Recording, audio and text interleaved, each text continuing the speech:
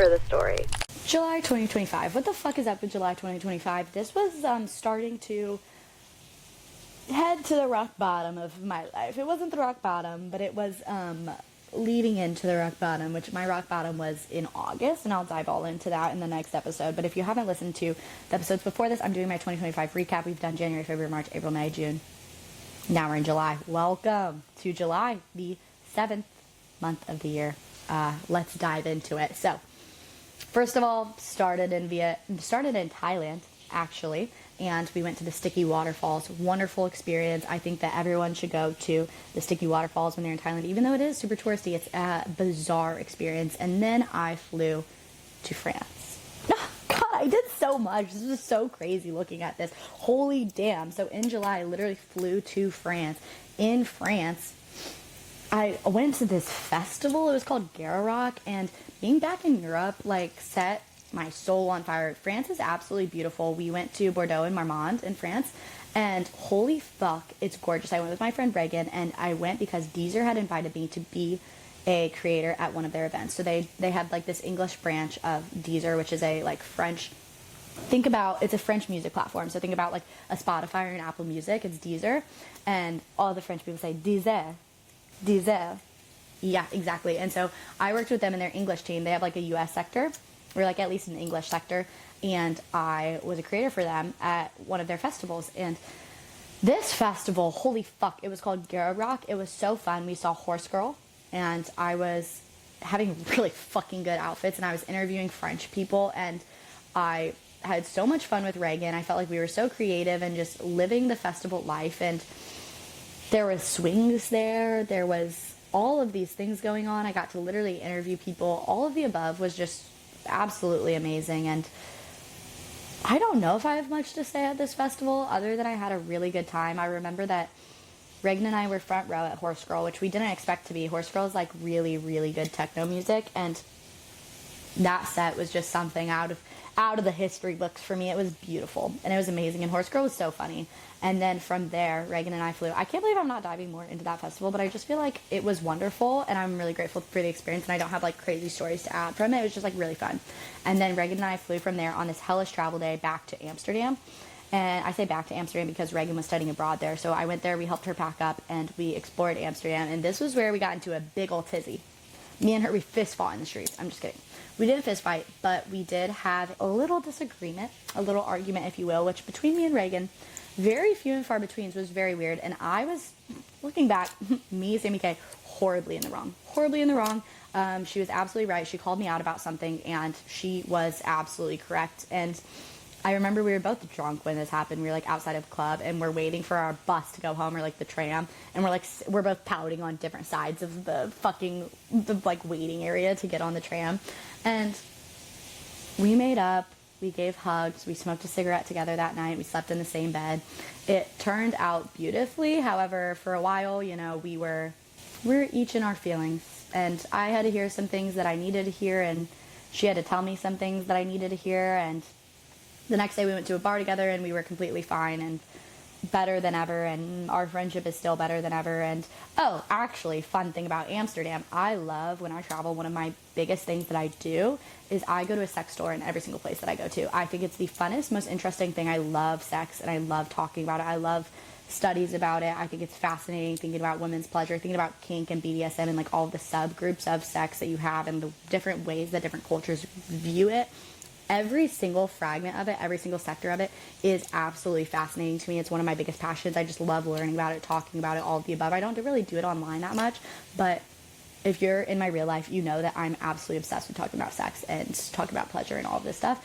And so anytime that I travel and I go to a new city, I go to a sex store because sometimes they'll have different things. And so the most interesting one that I've been to was in South Korea, and they had a bunch of these different like anime characters on these pillows with different things in it, like just very, very interesting stuff. They had all these fruits and veggies that were like toys. I don't know. And I found that every city that I've gone to, they're mostly the same. Mostly everything is the same. However, there's a few things that are different. And in Amsterdam, this is a very like sex forward city. So I'm like, Reagan, we're going to every sex store in Amsterdam. You know what I did? I went to every fucking sex store in Amsterdam, and I dragged her along with me. She did not like it as much as I did, but we had a really good time. was one of those days where, you know, when you're thrifting for a long time and you're like, oh my God, this is the coolest thrift find. This is so good, because you're desensitized to all of the ugly clothes, where you're like, holy fuck, I see the vision here. This is such a good find. However, you've been thrifting for the past 4 hours. So it's like, you get home and you're like, what was this thrift? Like thrift blindness. That's how I felt when I got home and I sobered up. Not that I was drinking, but once I had a few hours away from every single Amsterdam sex store, and I realized I came home with a full fucking harness. I came home with a leather harness, and I was like, this is cool. I'm going to wear this out to the club. What? What? I remember I woke up in the morning. We weren't even drinking. I just wake up in the morning. I see the harness in my luggage. I'm like, why did I buy that? I spent like $55 on this fucking harness, this leather harness. I'm like, it's a great accessory. I'm going to wear it to raves. I'm going to wear it to the club. Like, this is going to be my new staple, is this leather fucking harness. I'm going to wear it to the college bars. What? And I had a few other hauls from the sex store where it's like, whoa, that's pretty out there. That is pretty out there. And like, I think if I gave my haul on TikTok, it would go viral. I'm not going to give my haul, and I'm not even going to say it here, but it would have gone viral because it was that ridiculous, because I had been so desensitized from going to every single sex store in Amsterdam that day, where I got home and I was like, wow, this is low-key crazy. But anyway, after Amsterdam, Reagan and I had our little tizzy, and then I flew home. Not because of our tizzy. We actually made up before I flew home. It was beautiful. It was like a nice goodbye. And we, at the end of our trip, were like, wow, we only had 2 fights. Like, we had 2 kind of big arguments during our trip, and we traveled together for a month and a half. And it was just the 2 of us, and we were backpacking and in these stressful situations. And we're like, we did really well. You know what? Like, I'm proud of us. We did really well. And after that, I flew into Phoenix because my boyfriend Grant, which I could not wait to see him, he was all that was on my mind when I was traveling, when I was backpacking. And so I was so excited because I was spending a month with him in Phoenix, Arizona at his internship. And so I fly in, he had full hours for me, and it was so beautiful. And our reunion was the stuff that they write books about. It was just so amazing, and I felt so happy to see him. And oh, this is my July episode, so I gotta dive into my July-ness. And we had so much fun in Phoenix. I'm gonna like list out the things that we did, and then I'm gonna dive deeper into like my feelings at the time, because I think that a lot of the stuff in July, it's all a blur, to be honest with you, because I don't know, I'm just gonna give you like the rundown of the actual things we did. First of all, rented a U-Haul truck because it was cheaper than renting a car. U-Haul truck, that shit slaps. What slaps about it? First of all, bench seat front row, so we could cuddle the whole time. It was just a 1-row truck, and it was a bench seat. Loved that. And then we had like the back of the truck. We went to a drive-in movie one time, and we had the mattress, and we both fell asleep. Woke up at like 3 a.m. from one of the employees. They were like, actually, they didn't even wake us up. What? I think we just woke ourselves up, and there was no one there anymore. We're like, oh, we got to get out of here. There was a few people, like the workers were still there, but anyways, went to a couple raves. They had this crazy venue in Phoenix that's called After 12. If you're in Phoenix, you got to check it out, or like surrounding areas. It is just a rave after party every single night of the weekend, and it was beautiful. Such a good community, such a good set. There was a house DJ outside, and then a like dub and techno set. I think they did 2 different DJs, and it was both on the inside. That was a wonderful experience. We went up to Flagstaff, we went up to Sedona, we like did some cliff jumping, we did some rafting down the river, not even rafting, like just with our bodies going down the river. We hiked at the Grand Canyon. That hike sucked. I didn't realize how bad the Grand Canyon is, because if you think about the Grand Canyon, because it's a canyon, you have to hike down first, and then you have to hike up second. That up hike was really fucking brutal. I was not having it. I was having a tough time. I hadn't hiked in so long, and not my happiest hike, I'll tell you that for sure. Then we did a 14er, and by we, I mean I drank on the mountain the entire day. I got blackout drunk, actually, while Grant hiked a 14er. And then we came back together. He's like, what is going on? He had like this profound day, and I was just like giggling the whole time. So that was funny. We went to a rodeo. Amazing thing that we did was we went to we took a line dancing class. That was adorable. Such a fun date was that we went line dancing together, and now we know how to spin each other around, and I can follow his lead and do all of these tricks. We've forgotten a lot of them, so we need to dive back into that. But anyways, that was kind of the events and activities of Phoenix, and then I'm going to dive into kind of was this in July? Oh, Lala was low-key in July. Maybe my rock bottom was fucking in July then, and we'll talk about it this episode. But in Phoenix, I feel like I came to the realization, being back at home and kind of slowing down where I wasn't traveling, I realized that I had kind of lost all of my passions. Like, I didn't want to make videos. I didn't want to do a lot of the things that I used to love to do. And I had also just been traveling, and I didn't have as good of a time traveling as I did beforehand. And it just felt like all of these things, like making content and traveling specifically, that I used to love to do, they didn't bring me as much joy anymore. This was like my realization month for like how off the track I have gotten and off the beaten path for me. I realized that I had like lost all of my passions for everything, and I just like literally didn't know what was next. I've always been a person who has really extremely vivid goals for myself, and I will do anything. There's always been a path for me because I have always known exactly what I wanted to do, and it was be an influencer and travel and exactly the life that I was living like a year ago.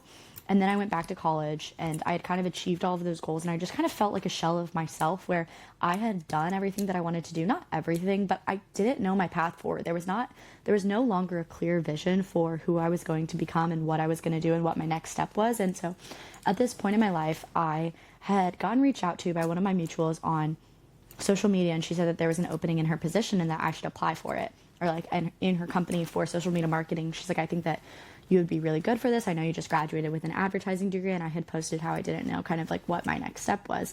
She reached out to me very graciously and told me about this opening, and I spent a lot of time in Phoenix working on my resume, getting a portfolio together, and applying for this job in advertising.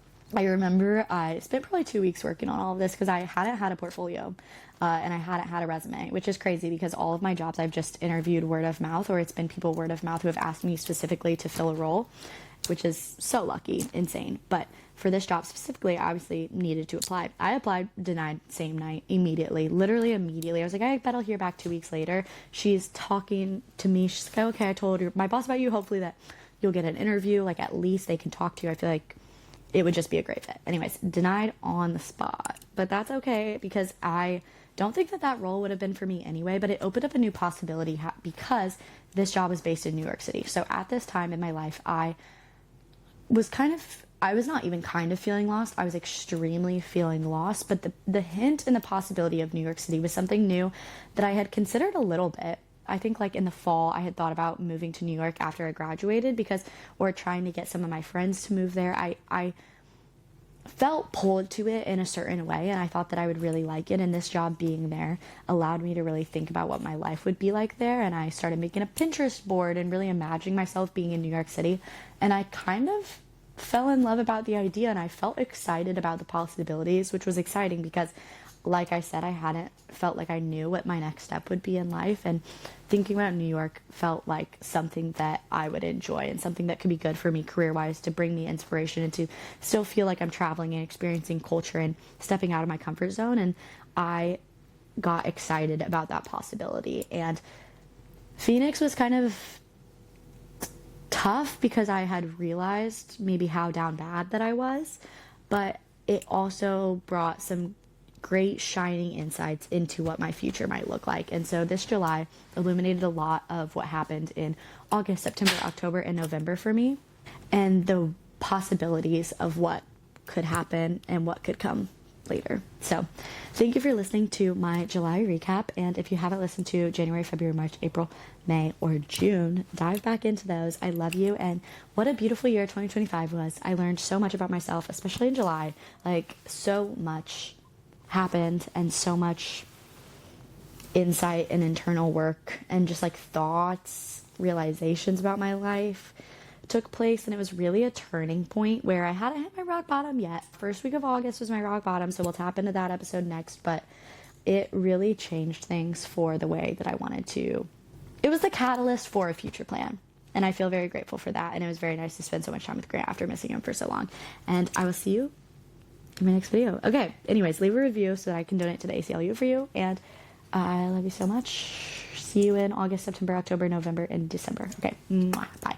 I hope you enjoyed this episode of For the Story with Sammy K, because it's my core belief with this podcast that if I have the platform and the resources to sit here and tell you about my crazy stories, I also have the platform and resources to tell you about amazing nonprofits around the world that are doing wonderful things and make donations to them. For every review left on For the Story during the month of December, we will be donating $1 to the American Civil Liberties Union, and then I'll tally all that up at the end of the month and double the donation. So technically, every single review on this podcast is worth $2 donated to the American Civil Liberties Union, and let me tell you about the amazing things that they are doing. Their website says, for nearly 100 years, the ACLU has been our nation's guardian of liberty, working in courts, legislatures, and communities to defend and preserve the individual rights and liberties that the Constitution and laws of the United States guarantee everyone in this country. Whether it's achieving full equality for LGBT people, establishing new privacy protections for our digital age of widespread government surveillance, ending mass incarceration, or preserving the right to vote or the right to have an abortion, the ACLU takes up the toughest civil liberties cases and issues to defend all people from government abuse and overreach. With more than 4 million members, activists, and supporters, the ACLU is a nationwide organization that fights tirelessly in all 50 states,